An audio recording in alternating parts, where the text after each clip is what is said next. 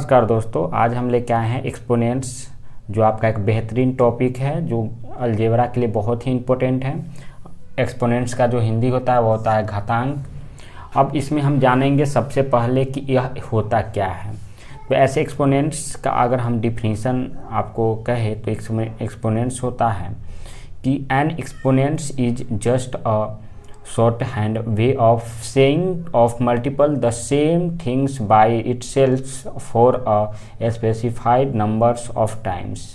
यानी कि एक घातांक एक छोटी सी बात कहने का एक छोटा सा तरीका है एक ही चीज़ को कई बार लिखी गई संख्या के लिए। यानी कि जैसे कि यहाँ हम लोग देखते हैं, यहाँ ध्यान दीजिएगा 2 into 2 into 2 into 2 into 2 into 2 इतना बार यह लिखा गया। कितने टाइम्स लिखा गया है तो यहाँ देख लीजिए 1 2 3 4 5 6।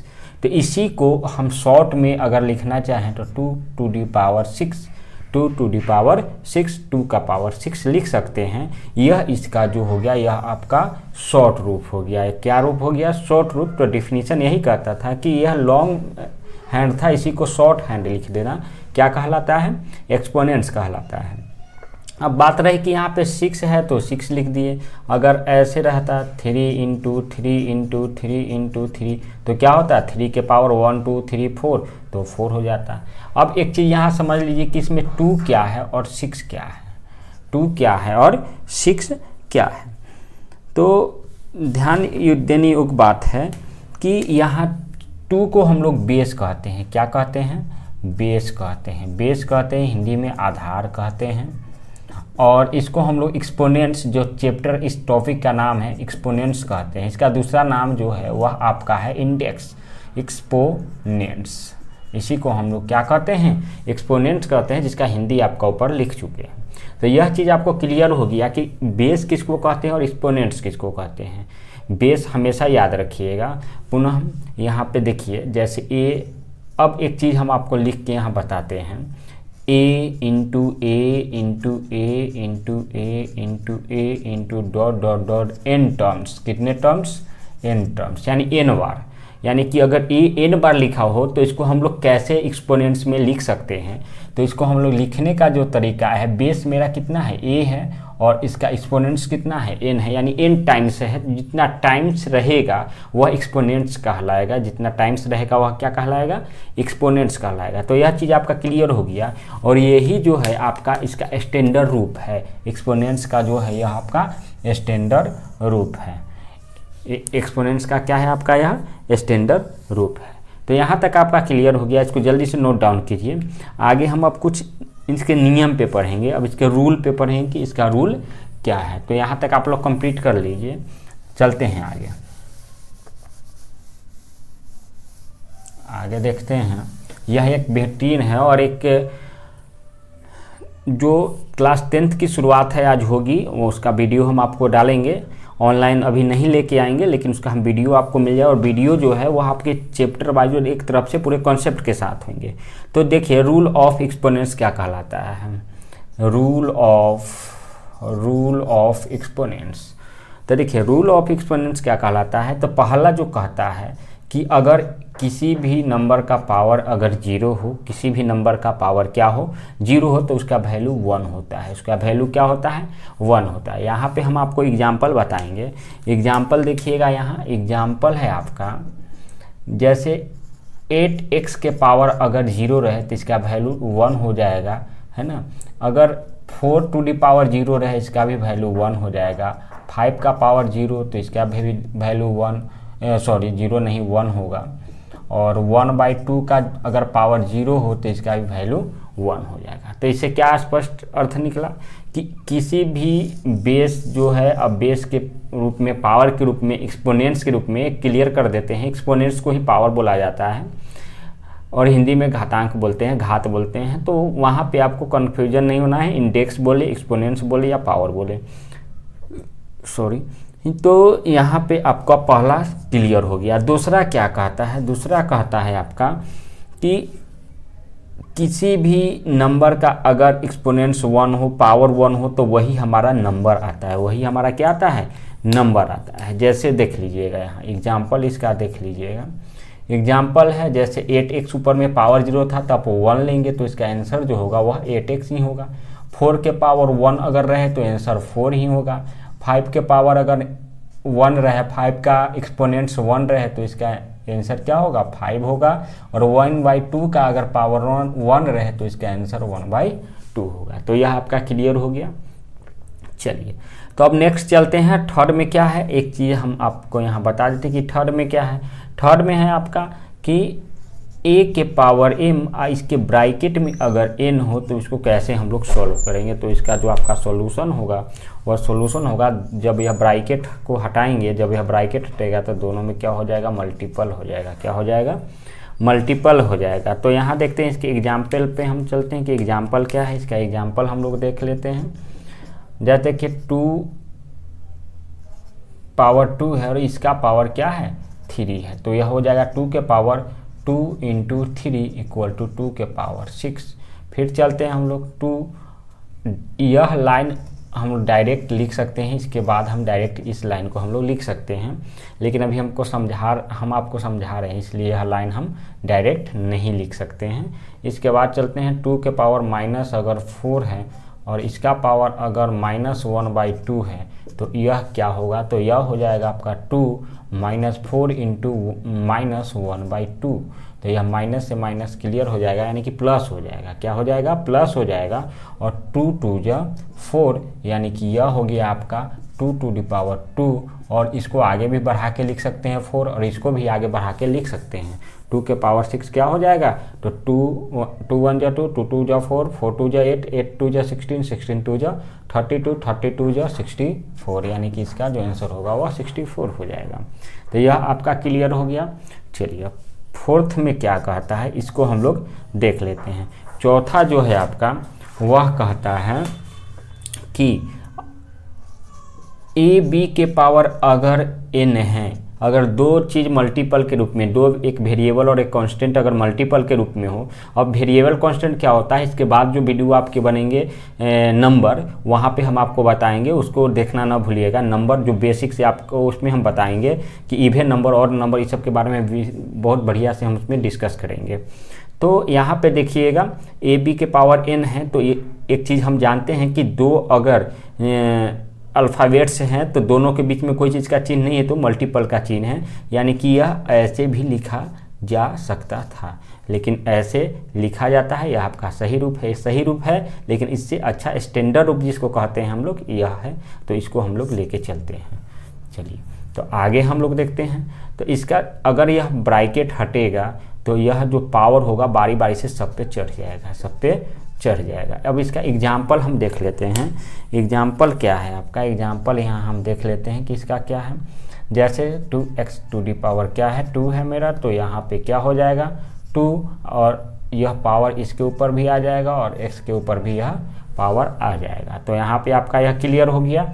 तो यहाँ 2 2 क्या हो जाएगा 4x² हो जाएगा। तो यह चीज़ आपको समझ में आ गया। अब यही चीज़ अगर ऐसे रहता a b c d के पावर अगर n एक से अधिक, दो से अधिक रहता तो भी यही रूल वर्क करता। a के पावर n गुने b के पावर n गुने c के पावर n गुने d के पावर n। इसको ऐसे भी लिख सकते हैं a के पावर n इंटू b के पावर n इंटू c के पावर n इंटू d के पावर n, ऐसे भी लिख सकते हैं। तो इसको जल्दी से नोट डाउन कीजिए, इसके बाद हम इसके एग्जाम्पल पे चलेंगे। इसका हम लोग एग्जाम्पल देखेंगे। अब यदि आपको समझ में ना आए तो कमेंट्स ज़रूर करें, कमेंट्स करना ना भूलें, कमेंट्स करना आप ना भूलें। इसके ऊपर हम एग्जाम्पल लेंगे और एग्जाम्पल पे देखेंगे। देखिए इसका एग्जाम्पल हम लेते हैं। तो एग्जाम्पल क्या कहता है कि अगर x y z p q का पावर अगर 3 है तो इसको अगर तोड़ना हो तो कैसे टूटेगा, तो यह हो जाएगा, आपको यहाँ एक 2 भी डाल दीजिए तो यह हो जाएगा आपका 2 के पावर 3 x क्यू, और पावर 3 को हम लोग क्यू बोलते हैं, क्या बोलते हैं, क्यूब बोलते हैं, याद रखिएगा। 2 के पावर 3, x के पावर 3, y के पावर 3, z के पावर 3, p के पावर क्यूब, q के पावर क्यूब, है ना। क्यूब, एक क्यूब है और यह क्यूब है, याद रखिएगा। तो यह आपका हो जाएगा, क्या हो जाएगा 2 के पावर 3 कितना होता है 8x³ y³ z³ P Q Q cube. तो यह आपका ऐसे सॉल्व कर सकते हैं। तो उम्मीद करते हैं कि यह आपका क्लियर हो गया। नीचे वाला मिटा देते हैं। अब नेक्स्ट देखते हैं। नेक्स्ट क्या कहता है? नेक्स्ट कहता है, और यहाँ से जो आपका है वह बहुत इम्पोर्टेंट चीज़ जो है वह आपका, जैसे कि अगर यह मल्टीपल के रूप में है, अगर यही डिवाइड के रूप में रहे, देखिएगा अगर यही डिवाइड के रूप में है, जैसे a/b के पावर अगर n हो, यह नेक्स्ट है आपका कितना है, 4th या 5th होगा, उसको आप लोग मार्क्स कर लीजिएगा। अगर यह है ब्रैकेट हटेगा तो भी इसका पावर जो होगा बारी बारी से सब पे चढ़ जाएगा, यानी कि जो इसका एक्सपोनेंट्स होगा बारी बारी से सब पे चढ़ जाएगा। जैसे देखिएगा यहाँ पे 2 के पावर 3 और स्क्वायर है, तो यहाँ पे 2 का भी स्क्वायर हो जाएगा और 3 का भी स्क्वायर हो जाएगा, और इसका आंसर जो होगा 2 2 या 4 और 3 2 या 6 हो जाएगा। तो यह चीज़ आपको समझ में आ गया। नेक्स्ट देखते हैं। नेक्स्ट क्या है आपका? नेक्स्ट देखते हैं हम लोग कि अगर किसी भी पावर का, अगर किसी भी बेस का अगर पावर निगेटिव हो यानी -n हो, तो एक चीज़ हमेशा आपको ध्यान में रहता है कि इसके नीचे कुछ नहीं है तो 1 है, इसके नीचे कुछ नहीं है तो क्या है, 1 है। तो अगर यह निगेटिव में है तो इसको पॉजिटिव लाने के लिए इसके न्यूमिनेटर और डिनोमिनेटर को आपस में चेंज कर देते हैं, यानी कि 1/a टू दी पावर क्या हो जाएगा, n हो जाएगा। क्या हो जाएगा? n हो जाएगा। अभी इसको हम एग्जाम्पल से समझेंगे कैसे यह क्लियर होगा।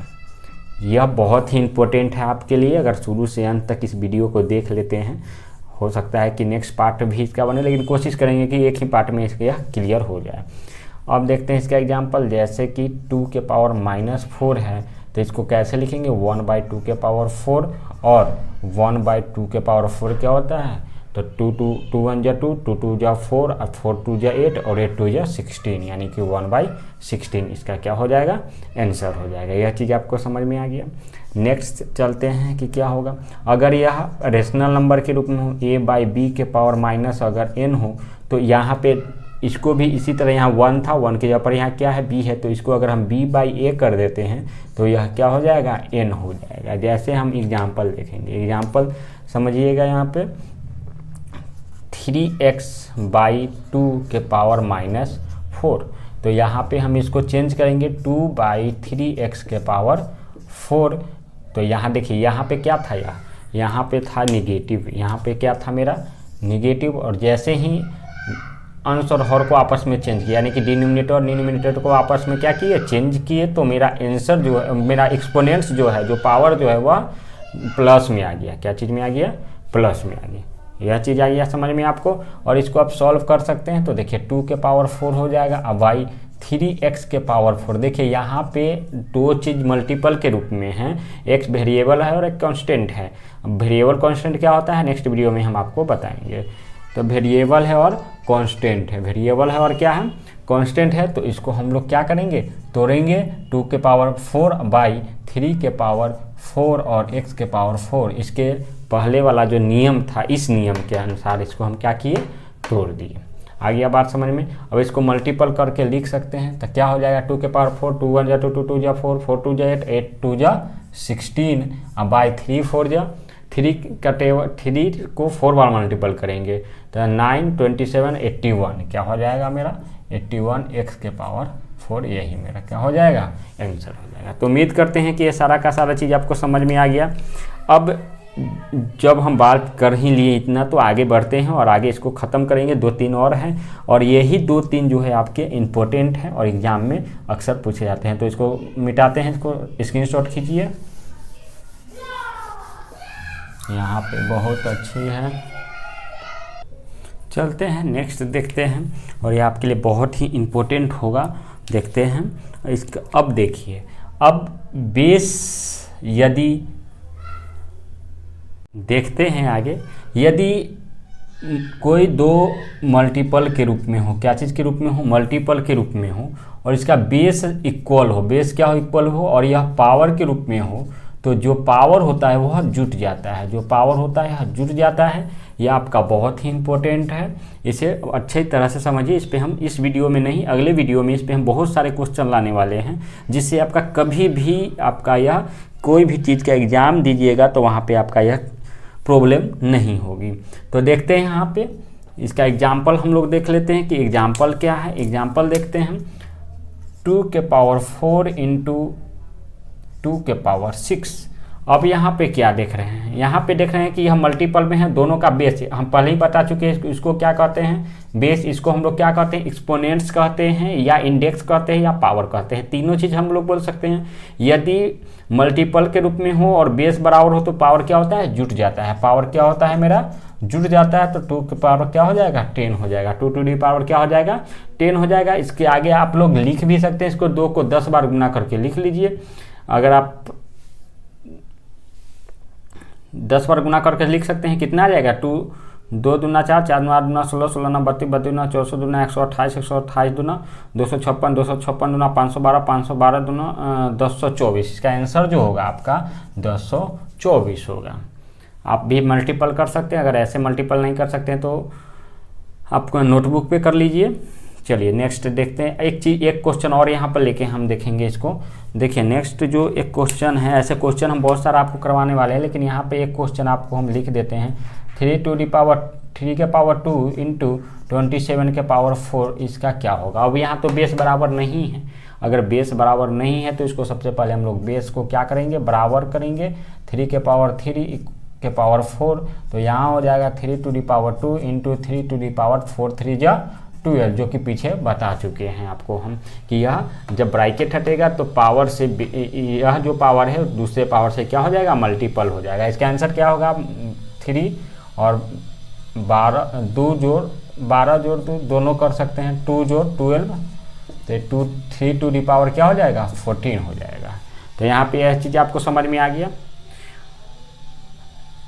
चलिए अब आगे देखते हैं हम लोग। अगर यही डिवाइड में हो, क्या चीज़ में हो, डिवाइड में हो। डिवाइड का एक और रूल होता है, क्या होता है, a के पावर m बाई a के पावर n। डिवाइड का एक और रूप होता है, रूल नहीं होता, सॉरी रूप होता है। तो यहाँ पे देखिएगा इसका पावर जो होगा वह घट जाएगा, इसका पावर क्या होगा, घट जाएगा। अब इसके एग्जाम्पल हम लेके देखते हैं। यही एग्जाम्पल लिखते हैं, 2 to the power 6 divided by 2 to the power 4। तो यहाँ क्या हो जाएगा, 2 to the power 6 minus 4 equal to 2 to the power क्या हो जाएगा, 2 हो जाएगा इक्वल टू 4। फिर इस क्वेश्चन को अगर हम डिवाइड के रूप में लेते हैं तो क्या हो जाएगा, देखते हैं हम लोग क्या होता है। 27 to the power 4 divided by 3 to the power 2। तो 27 को हम लोग क्या लिखे थे, 3 के पावर 3 का पावर यहाँ 4 हो जाएगा डिवाइडेड बाई 3 के पावर 2। तो यहाँ हो जाएगा आपका 3 के पावर 12 डिवाइडेड बाय 3 के पावर 2, और यह हो जाएगा आपका 3 के पावर 12 माइनस 2 इक्वल टू 3 के पावर 10। आपका यहाँ क्या हो गया, आंसर हो गया। तो इस तरह से नेक्स्ट जो आपका वीडियो बनेगा, क्वेश्चन बनेगा, सिर्फ आपको क्वेश्चन बताया जाएगा कि किस लेवल का क्वेश्चन आपको एग्जाम में पूछा जाता है और कैसे पूछा जाता है, और उसका सॉल्व जो हम लोग करेंगे कैसे करेंगे। तो यहाँ आपको एक्सपोनेंट्स का लगभग जो है आपको वीडियो यह मिल गया है। यहाँ पे अगर इस चीज़ को आप क्लियर कर लेते हैं तो ये आपके लिए बहुत ही बढ़िया बात है। और याद रहे 10th का भी वीडियो यहाँ पे हम अपलोड करेंगे। तो आज के लिए इतना ही। आप लोगों ने वीडियो देखा इसके लिए बहुत बहुत धन्यवाद। अगर यह वीडियो आपको अच्छी लगी हो, यदि अच्छी लगी हो तो इसे लाइक ज़रूर करें और अपने दोस्तों के बीच भी शेयर कर दें। ओके, धन्यवाद।